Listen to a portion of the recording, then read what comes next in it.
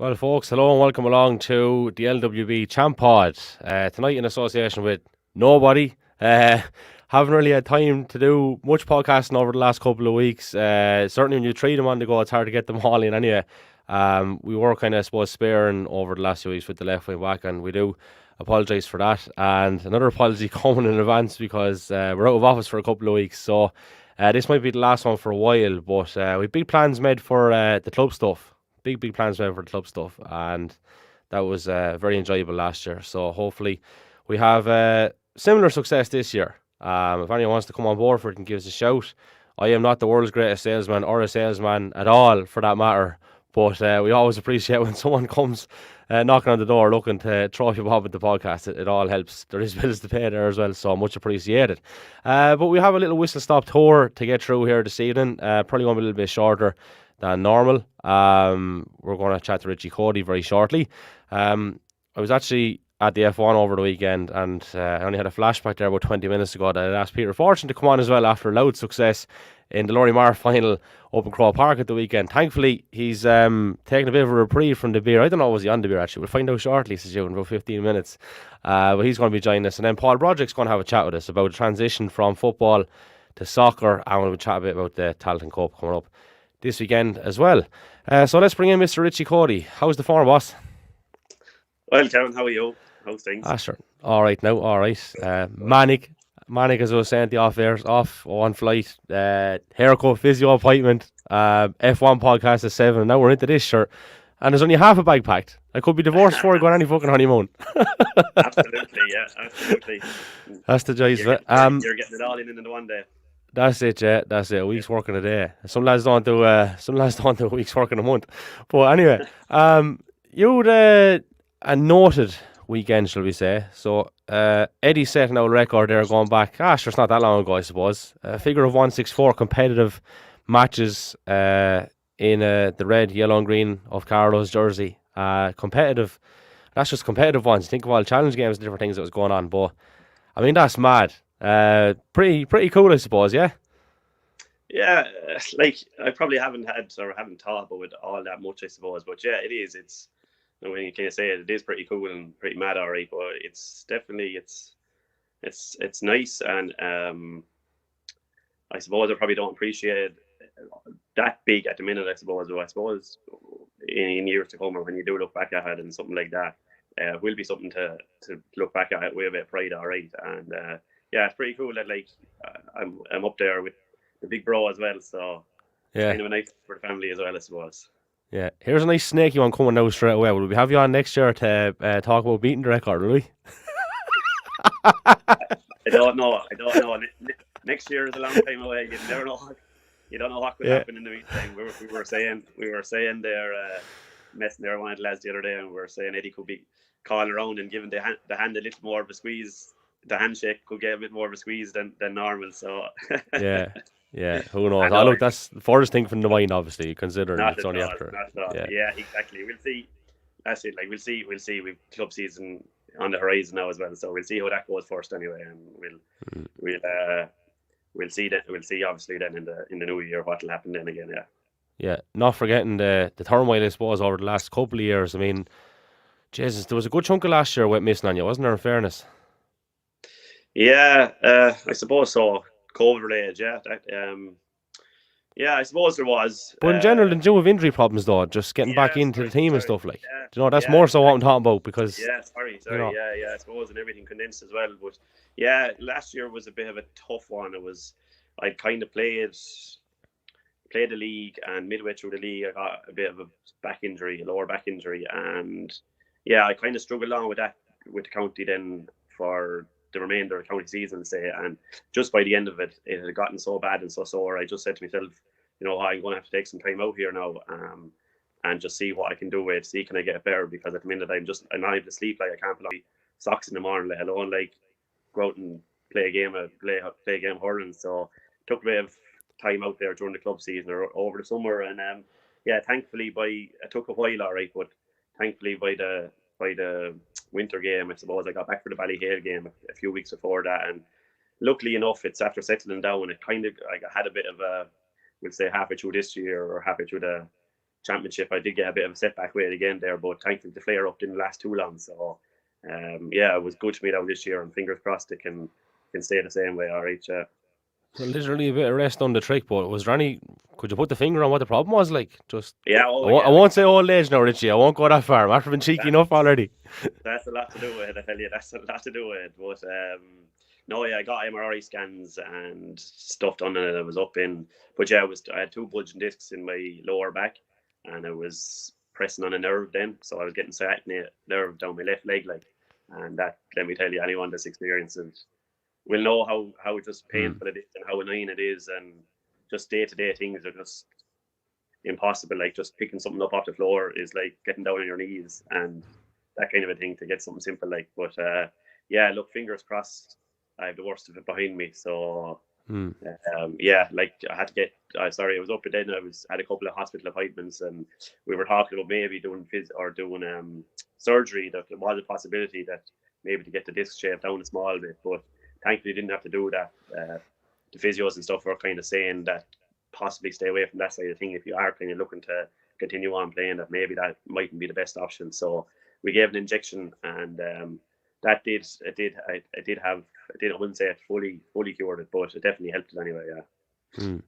Yeah. So the fact that like you were able to go with Hall and go on equal record this year is a fair achievement in itself, you know. And obviously, grateful to be in the position to make that happen, regardless of what happens from here on out. You know, it's nice to still be able to play. Like, Jez, you don't want to be. What are you, 33? Yeah. 33. Yeah, Yeah, going for the course and enough, but yeah, just think that. yeah. Yeah. Oh Like I no, suppose, absolutely. It makes. I'll never forget the first day I went back training. We'll say after the injury, after the long layoff, and just kind of happy, just getting out to just. I was like a young foal being let out into New Gallop, stuff like that. I was just the warm up and just being able to just poke the ball with the lads was just great. Like, it was fantastic. So it kind of made me appreciate like this year even more, and I haven't enjoyed a year as much in a while. I'm not going to lie to you, I haven't enjoyed like just training and getting out and playing with boys and being able to play matches and being able to like run around the pitch and do simple things like. Well, I haven't enjoyed it as much in a couple of years, to be honest with you. Yeah. does that come from the whole thing? And I know it sounds a bit cliche, but knowing that it's almost kind of taken away from you, that you just appreciate a bit more. Yeah, like I never actually thought I wouldn't get back. To be honest with you, you know what I mean. Like I never thought like that was going to be that serious. Or tell Yeah, you the truth, my ignorance wouldn't let that happen anyway. I kind of wouldn't. I wouldn't allow that to happen. I'd nearly, I'll go when I'm ready. I won't let something else. Well, please yeah. God, fingers crossed. I won't let something else dictate that. So, Mm. yeah, maybe so. Like just the fact, when you're laid up and you can't even train, you can't go for a run, and even running hurts and gym stuff hurts, and you can't even do things, and you're just like you're trying to look after yourself, but that's proven tough going as well. And just being able to get back in and get out running and get out with lads again and get playing, and that was just it was great. It really made you appreciate things far more. All right, that probably were taken for granted for a couple of years there. All right, I would say as bad as the back pain and the sciatica is, I think the pain between the 2 ears over that is when you can't move, like you can't fucking mm, let off a bit of steam. I'd say mm. for me anyway. I would find that the worst, not being able to do that, just to have a bit of clarity in your own mind, like, you know.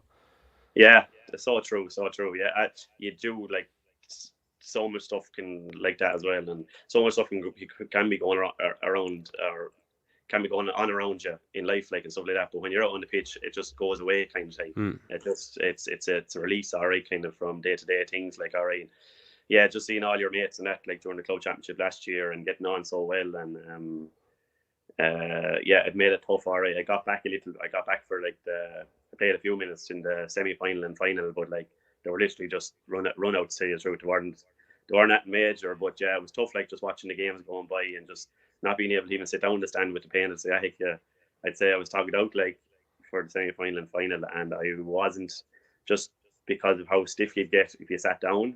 If I was to come on, I wouldn't nearly be able to. So I had to stand up down by the bottom railing.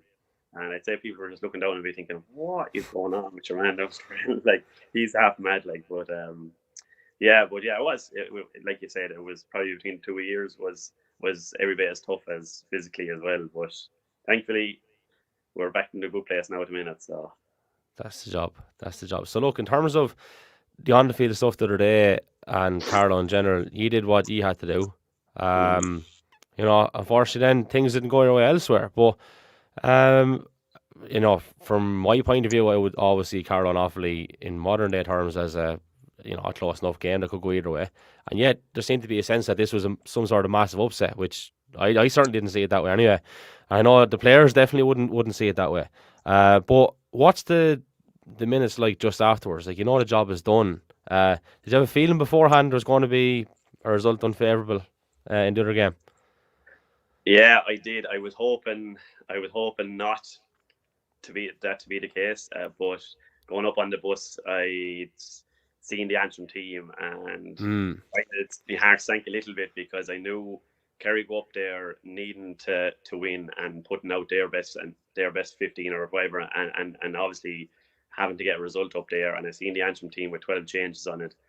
I knew deep down that no matter what, like if we had won, there was a high chance that results elsewhere were going to take it away from us. And I think though, when you get like to the grounds, and I think other games go out the window too, though. So you're totally focused on your job at the time. And I tell you, I didn't actually think of any other during the game, or you wouldn't, or why would you? But that never entered any of our heads. I don't think. It was just like we had to do our job and we had to get our result on the day. And I think to a man, everyone did that. So look, we did our job, and unfortunately, it was other days that let us down. But yeah, look, it was a tough one to take afterwards. The two teams were just standing there because obviously Offaly had a chance to go in as well, and us beat them, effectively put them out as well, and all they needed to do was draw. So the two teams were just standing there, and we were both in.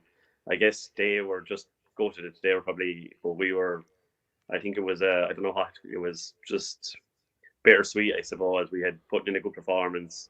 It was a good win away in Tullamore Ward. It don't happen very often in Championship, but effectively, we didn't reach our goal, and it was a bit disappointing. All right, yeah, feels like both you lost, like almost kind of when Warfield was true. Absolutely. We had exactly. We had obviously won and played well and put in a huge shift and put in a huge performance and left everything out there. But at the same time, exactly like that, it was like both teams had lost afterwards. All right, there was a bit of a lull or a bit of a sadness on the pitch. All right, afterwards. If City and Liverpool could both have lost the league and someone else won, the other day would have been nice too, but I know you're a United fan also, so we've more things to worry about than what's going on up there. We've a few rungs of the ladder to climb on, but yeah, like from like Antrim's point of view, then it's fairly clear what's going on. Without drawing you into anything, I mean, or a Kevin Keegan thing while we're on soccer topics and such, like. I would love it if they beat them. Does that? I always think it's a difficult one for a management. So if the other crew win, you're playing them again in the final, and then you've kind of lost momentum. And I often find that has proven to come against teams on the big day. So, and Kerry are a good side, like. They are a good side, so it's interesting that they chose to actually go that route. Would it be a route that you would have chosen, or would you still put out, it's an interesting one. It's like you said, it's a tough one, and it's a tough one. Every management team, I suppose, is different, and I'm sure they sat down during the week, and discussed the three variables that could have actually happened, either us, Kerry, or Offaly, I suppose, and what way they were going to go about it. But yeah, it's a tough one. Like you said, you can lose momentum, but at the same time, you're resting possibly your most valuable players, I suppose. And if you played them and you got an injury, you'd be saying, why didn't we rest lads, I suppose. But the easiest way to hide that then as a management is lads, we're giving you an opportunity to put your hand up for a place for the final. No, you're not. You're fucking resting the strong lads because you don't want them to get hurt. But you're trying to keep the morale of the guys that are not getting regular game time, I suppose. Isn't that it? That's it. And look, it like you said, it could come back to bite him in the arse, I suppose. And because it was, I'm not going to say I hope it does, but I hope it does. But like you said, Kerry are a good side, so they'll have it all. Antrim will have it all to do in Croke Park as well. So they've Kerry a bit of experience in Joe Mac finals now as well, and they've had probably the hurt of losing the last two as well. So they'll be going out all to win this as well. But it's a pity now that but like I said, I suppose we that was our own downfall, I suppose. But it's a bit another result kind of put us out, or took out our dream, wasn't in or your own hands, like away from us, I suppose. Yeah, or another team's fate, or another team's decision, I suppose, took it away from us, I guess. Yeah. Well, listen, Richie, we'll have a deeper chat at another stage, right? Because I'm just kind of keeping it a little bit shorter tonight. But well done again. A serious achievement, man. And we'll chat to you soon. Mind yourself, all right? Absolutely. Thanks very much, Kevin. Thanks a lot. There we go, Richie Coady. Peter Fortune, how are you getting on? I thought you'd be in some pub somewhere now, about 5 or 6 pints deep. Congratulations, man. Thanks very much, Kev. Thanks for having me on. No, I'm a bit worse for wear now today, so school in the morning as well, so back in tomorrow. So no, we had a good 2 days there between the Saturday and yesterday as well. I'm feeling a bit. You can hear the voice probably is not as loud as normal either. So good bit of singing and shouting done yesterday, but great weekend. Yeah, super. Class stuff, man. Yeah, look, as I said at the off there, in the middle of all the madness, I'd actually forgotten to touch base with you again today. So yeah, it's mad. You know, you're kind of back into the swing of it now again, but the buzz is still there at the same time. Now, I was just thinking back, right? I don't think this is your first visit to Croke Park. I know when underage Carlos, you would have been there. I'm almost certain, under 15s or 16s. But that's a long time ago. So talk us through the weekend in comparison. Yeah, it's actually mad. Paul Doyle, I was talking to Paul Doyle just before, and he was wishing me good luck in that from home, and he was saying, like, it's mad. Like, we were talking, one of the lads actually, Richard Jeffers, put up that picture a few months ago of our team in Croke Park at that blitz, like, and you'd be looking at all the lads that you played with back then, and who's still playing and who's playing where, and he was just saying to me, like, you would have never thought you'd be playing there with a different county anyway, whatever about hopefully getting there with Carlo. But yeah, no, look, it was brilliant. Like, it's I've been very fortunate since I came up here at Loud. I was there 2 years ago with them in Croke Park as well. But I wasn't in the panel at that stage. It was only after joining really the panel at that stage. The first year that I came up, after the county final, I was asked in and played a couple of league games, but I didn't get to tog for the actual final in Croke Park. So it was kind of nice to put that right as well. Like, and I was saying to a few people yesterday, I kind of nearly, like, I'm 29 now, and I was kind of saying to myself a couple of years ago, unless say Mullins maybe got to an All-Ireland club final or something, it might never happen for me. That while we did play with that underage team, it's the kind of sense of earning it and being there because you got to a final or a All-Ireland semi-final or whatever you're playing in, kind of makes it that bit much more special than say playing in that blitz or whatever, like, so I'm over the moon now, to be honest. Probably been plaguing everyone with the Instagrams last few days, but has to be done too. You don't get to do it too often. No, you're dead right. You're absolutely dead right. Serious scoring, 327, 314. You're back with us there, I think. Yeah. Oh, could be gone again. What is going on with this national broadband plan up there? It's affecting Loud as well. It's affecting everywhere. We have words with people. Well, we'll just have a look for a second at the fixtures the weekend while we see can we get Peter back on screen. I think he might be back with us now. Are you actually here? Can you hear us? Yeah. There you we go. see us? Sorry, yeah. Yeah, there we go. Yeah. Little dropout. Happens, man. That's the joys of doing it live. Yeah, we're well used to it. Yeah, I was just saying it was serious scoring, in fairness. Yeah, the whole competition has been quite gone again. Fake it anyway. Fake it. All right, okay. Well, look, we'll see if we can get him back on a little bit later. I think Paul Broderick is on standby, so we might bring him in here if we can get him. Paul, you with us? I am, Kevin. How's it going? Sure, not too bad. And yourself, boss? Not too bad. Can you hear me? Yeah, loud and clear. Loud and clear. Oh, What's boy. that, the Masters or the doctor there behind you? Oh, I don't know what it is. It's crooked anyway. So I'd say it's an ordinary degree. I'd say. Jesus, tell you one thing. Well, extraordinary would be a way to describe New Oak's success this year. Nice little transition from you. You're after enjoying it, yeah? Serious achievement. Yeah. It's a nice segue from yourself there, ordinary to extraordinary. But it's been mad. I suppose we would have only known. I never knew that the quadruple, the 4 domestic things had never been done until it was kind of there in front of us with maybe 3 or 4 games left. You know what I mean?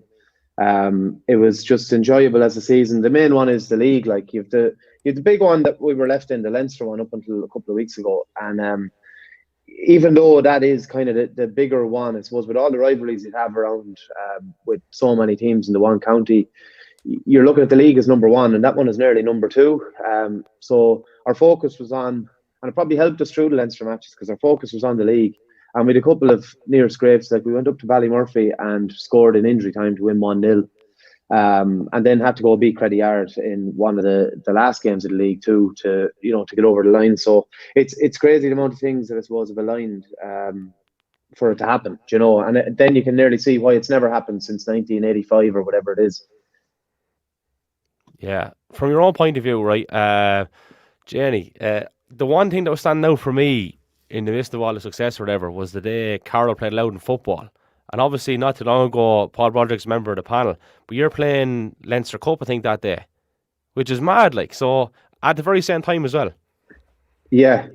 I've been kind of plagued with my ankles are giving a bit of bother, and I was trying to get the end of the season out of it. And luckily enough, I suppose we've a very deep squad, and it was always the case. I was even saying to Graham Delaney there, we're having a couple of pints after the win at the weekend, and kind of saying that, like, it was usually when I played soccer over a decade ago, like if you weren't there one week and then you were there the next week, it was just kind of the way soccer was. You'd still turn up, you'd be starting. It wasn't the same commitment as football, but this is the first time I played it whereby, geez, if you miss training, or like you could score the week before and you miss training and you wouldn't be starting the next week, particularly if you're in the kind of top half of the field. We just had such depth, which I think, to be honest, is probably what got us over the line, because even 2-3 weeks ago we had a semi-final and 3 or 4 lads who wouldn't normally started because of a couple of injuries and suspensions, and you don't always get that depth with soccer. Like, whereas with GAA there's a kind of a tribal thing that lads are there all the time. You don't get it with soccer. But yeah, to go back to your question, it is crazy that it's I suppose when I went back into the soccer, I was kind of just looking at, right, I'll stay running during the winter, but it'd be nice to be kicking a bit of ball somehow. And I always had in my head, the minute football starts back, I'll go with that. But then you kind of get entrenched in it and you're loving it, and you're trying to balance the two then the last couple of weeks. It's kind of how it's been. But yeah, it's been really enjoyable. I suppose I haven't had a huge amount of success, probably an understatement, with football in terms of trophies, So like being in these finals and getting to play on all these big days coming one after the other has been really exciting. And something different, I suppose, too. Like, are you playing with a little bit less pressure, or any change in mindset? Yeah, there will be. I find it different. Yeah, it's not. I don't know how to describe it. Yeah, there's certainly less pressure. I suppose mistakes in games, the way football has gone in terms of, like, giving away the ball and different things like that. It can be, you're looking at maybe video analysis afterwards and you're like, I gave away a ball, but then there's 6 passes and it's in the back of the net the other end. The mistakes are not punished the same, I suppose, in soccer. Or maybe that's the level we're playing, or maybe it's just the nature of soccer as a game, in that there might only be 5 chances in a game and 2 goals, whereas in football you might have 30 scores, and a couple of them are goals from mistakes, and so yeah, there's definitely less pressure to it. Would you have found any, suppose, insight into, do you know, years ago, probably still to an extent, and I always felt it was very unfair, and I'm a big GA man, and I hate this term, right, but I'm going to use it literally word for word, lads fucked off to play soccer. I think that's just so, I think it's really disrespectful, really disrespectful. Where do you see that statement now, I suppose, now that, I'm not going to say you have done that, but you're playing soccer, right? And you're still playing your bit of football. You're seeing it from the other side. And you see the level now, and you see the success and stuff. Where does that sense of entitlement, I should say, actually come from? Like, and why do people kind of go with it? Like, I don't know. I never got that, really. I suppose there's probably a little bit of meat behind it, in that, like, as I said, if I go back over a decade ago, I was even talking to some of the lads who are over the management team for New York at the moment. Like, the last time we won a league, we struggled to get lads to train. And you compare that, like, we might have had 6 or 7 and called off trainings and then went on to win the league. Like, that could have happened a couple of times in a season, but it's completely different now. I find that soccer is maybe where GA was a couple of years ago, and is heading more and more serious, in that, there's 2 or 3 trainings a week. They're done by a professional coach. You're accountable for being there or not being there, and all you're doing is kind of game-based stuff for what you'd like to do at the weekend. Whereas in GAA, it's been like that for a while. There's also a tribal thing with GAA, whereas you could play soccer for a club this year and you move to another club next year, and people don't generally think too much. They don't think bad of it, it's whereas with GAA, it's almost like you're kind of, I don't know, you're embedded. It's tribal that you play for where you're from, and there's a certain kind of pride and stuff that goes with that. You give everything for your village or your county or whatever it is, and maybe that's anyone who has maybe played soccer would say, but I know it doesn't take, or maybe when they played, it didn't take the same effort, or they weren't doing the same running, because it's not the same type of sport. So if they're comparing with that, they'd look at, or maybe the lads are out each weekend and having a few pints. That doesn't happen in football, and they probably think that they've taken the softer option. Maybe that's where it comes from. I don't know, but I know I've gotten that before. I suppose this year the thing was, my decision to leave the county was nothing to do with soccer. It was more like I was doing nothing for a couple of weeks, and I said, "Geez, what will I do?" And Turn Island hadn't started back, so I said I'd kind of dabble again in the soccer and see if I was still able to do it. And then, it just so happens that it's gone on so long that it's kind of clashing with Turn Island's start to the season. But I suppose we've a long way to go to championship yet, so it's not too bad.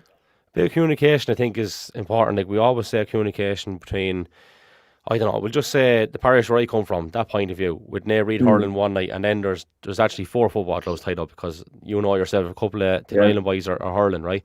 And that was difficult. But I don't see a difference between someone performing a pretty good level in soccer and that. All it takes is communication, and it can work. And there's a bit of pig-headedness at times, unfortunately. That's just where it is, or where it's at. And it shouldn't really be that way, particularly if it's at a pretty good level and someone is doing a bit. I think it's very different if someone is doing absolutely nothing and then they come in and then maybe they're getting a bit of time over someone who has been training a good bit. It gets lost sometimes, doesn't it? It is, and we're looking into Ireland at the moment. We've Stephen O'Mara, who's over us, and he's very understanding with stuff. And believe it or not, he's been at most of New Oaks games this year. He was actually living down your way at Loughlin Bridge for a while, and on a Sunday there, he was tipping into the matches, because I suppose you have myself, Connor, you have James McGrath now, and you have the 2 Gaffneys, and there was 5 or 6 of us all together. I think there was 5 at one stage anyway. I think I have named them all there, but sorry if I left anyone out. But basically, he kind of was showing an interest, which normally you get the thing you're talking about, it might be snubbed a little bit, hoping that you'd kind of come back straight away. But then I'd say lads are nearly more likely to get their back up if it's a case that they're like, what the F are you doing at soccer, Whereas I felt it was kind of supported, and he sees it as a kind of a big deal as well. So maybe things are changing. But then, like you said, if it's at a decent level, and lads are doing something 3 times a week. Now, don't get me wrong, the transfer of skills, but the training is entirely different. As in, to be able to burst over 30 yards is useful in soccer, but the whole being able to run 80 yards 10 times in a row in 10 minutes, it doesn't happen as often in soccer as you'll need to do it in football. So there is there will be a couple of weeks of kind of getting used to different running and training, coming back into it. Mm-hmm. Well, something that lads haven't really got time to get used to is a Tailteann Cup, which is completely new. It's kicking off in Carlow on Sunday, 2:00 now, at Cullen Park against Tipperary. Now, in general, I got to be honest with you, right? This thing, it hasn't quite got me, because I don't think it's been marketed correct. I think they've left it very late. And then when you look at the format and the structure of it, for me, it's horrendous. I think the credibility is lost before it even gets going, but that's just my own personal opinion. What do you make of the structure of it, firstly, and the seriousness of it, or lack thereof? Where are you with that, do you think? Yeah, I've a lot of thoughts on it. I've always had, but I kind of I'd probably jumble them all up, I suppose. I'd say what comes out, but basically, I suppose the structure of it, the whole more games and promoting the game stuff, it's a knockout competition, which is going to be 1 game for half the teams in it. So first of all, they're shooting themselves in the foot there. I do think something like this could work. I think it's going to take, but it always feels like, it actually feels like they turned up, forgot about it, and then go, lads, we may do this Tailteann Cup draw, and then go, will we keep it regional? It seems like it was 4 or 5 sentences when, like you said, had we seen advertisements and stuff like that and loads of promotion on social media over the last couple of weeks going, even promoting the draw, throw it on RTE, and make a big deal of it like they would the Leinster Championship draw or whatever it is, and then allow teams there's plenty of teams that Carlow wouldn't have played because we're not in the same division and regionally we're not close to them, so we wouldn't be in the likes of the O'Byrne Cup with them. Give supporters, give players those chances to play the likes of Cork or whoever it might be that you're not going to be drawn against. That'd be another thought on it. And then I think certainly, if not a round robin, maybe a little group of 3 or something where you're guaranteed 2 games and maybe something like that. Now, I know there's an argument for finishing up the county season to let the club get underway, but there is a kind of definite date there already for finishing county. And I think the last thing I'd say on it is I do think it should be the curtain raiser. The final of it would be a huge incentive to be the curtain raiser for the All-Ireland, the Sam Maguire. And I think it should be the same way for the hurling. I don't see plenty of counties have gotten that right. You look at Laois or neighbours, and they quite often have games at 12-2, 4, and they do a kind of a ticketing thing for it, and they'll pretty much have capacity in their stand over there. It could work if you said like market it right. But do I think they've got it right at the moment? Possibly not, but it's hard to know with very few games played. Time will tell, I suppose. So I'll double up the last one. I don't know how much or how little you've been talking to the lads or whatever. We've been harping on about the whole thing of patience this year and stuff. And it is a very different camp. Like, it is completely different. It's worlds apart from a couple of years ago. By sheer personnel as well. And they need time. We keep saying it, but it's the truth. Having said that, where do you see the prospects Sunday? Is it hard to even muster up any sort of thought on it? Like, I suppose being on the outside, I am still in contact with some of the lads, but you try not to pry or anything. If they have everyone available that they could possibly have, like Carlo's team, and I don't like the term on paper because you win nothing on paper, but I've been saying it for a couple of years now. There's huge talent in Carlo, and there's a good few lads. There's 5 or 6 or 7 lads who are in their early 20s who got a bit of exposure in a couple of games a few years ago in 17 and 18, came on or were starting games. A lot of them have won county titles with their own clubs. If they're Éire Óg, they've had a bit of a run in Leinster. Like, I think there's a huge experience. We've had the likes of Jordan Morrissey winning a Sigerson, and being exposed like that. I think there's potential there's a big performance in the team. Whether the team is, I suppose, getting the most out of themselves at the moment, like you said, they're in a bit of a transition. And I actually honestly felt the last year I played, like when we were up against Louth in the league. Now, I fully thought we were going to beat them, but when you look back, I suppose we were maybe naive to maybe, leave it as open and concede as much at the back. But like, it was a joy to play the last couple of league games. We played Sligo, we played Louth, with the kind of free-flowing football. I just think it hasn't been married with, it needs a blend of maybe what we had before, which was very defensive, and the attacking stuff now. I think for the first time in a long time, Carlo have 5 or 6 forwards who any of them could go out and kick 5 or 6 points, and that hasn't been the case with pace and with strength. So I think, would it surprise me if Carlo go out and win that game? No. Will they be up against it? Yes, because you're looking at a Tipperary team that would still have the backbone of a Munster winning team there, and by all accounts from what I'm hearing, they're taking this seriously. So I would imagine that they'll be favourites for it, but I think that suits Carlo, to be honest. When I saw the draw, I thought it's a good one in terms of the teams that were available. If you get, with no disrespect, but Wicklow probably feel the same about us and Waterford, but if we get a Waterford or a Wicklow, both teams are expected to beat each other, and there's kind of huge hope in Carlo, which could be knocked off its perch if we don't beat them. We're kind of going into this game thinking, we could, but they're the favourites. And if we beat them, then it's a game under the belt. So I kind of think, but yet if you were to lose, you don't want to go back to it, but there is the kind of cliche of, it's a team in transition. But at the same time, Tipperary, for all they've done the last couple of years, I know they scraped by us in the league. I think that will give the lads confidence too. They're deservedly favourites at the moment, Mm-hmm. Right, listen, Pete, we'll leave it there. We'll have another chat with you at some stage. We'll have a bit more time. Well done on your soccer exploits, and thanks for joining us this evening, all right? Absolutely, yeah. Thanks for having me on, Kevin. Cheers, man. Paul Broderick. Peter Fortune is still there. Well, how are we now, boss? Has our Man, internet improved? I think so. I've moved it a bit closer anyway, so hopefully it hangs on for a few minutes for us this Come time on, anyway. come on. Yeah, well, look, I can't even remember where we were talking about high scores and all that stuff, and you made Yeah, some very good points about getting to Crow Park and playing there, on merit, not to be disrespectful of underage blitzes, but, for it to have a bit of meaning at adult level, which it now has, and you've got something that, will never be taken away from you. yeah, no, yeah, but that was kind of the overwhelming feeling on Saturday was, like we were saying on the bus home, kind of a few of us, maybe some of the older lads on the panel, kind of just saying like, you're in a very minute group of people now who can say they've lifted a trophy in Croke Park, and it's a great privilege. And even listening to you and Paul there talking about the Talton Cup, like, and I understand the frustrations with the way it's been set up and all that, but just even like for us playing in the Lowry Mar, and say we were watching the Nicky Rackard after it, and then like I remember having a great day up when Carlo won the Christie Ring up in Croke Park that time, and winning the Joe Mack, like it for smaller counties, it's an amazing opportunity to be able to go and play in Croke Park and bring your family and friends, and it's I don't know, it was a brilliant experience. Deadly, man, deadly. Well, listen, one last word to you then, just in case we didn't get to anything. I've brought you back. I'm delighted you stayed there, because I was like, oh, fuck, I'm not going to get texting here now. But no, like, all I can say is well done.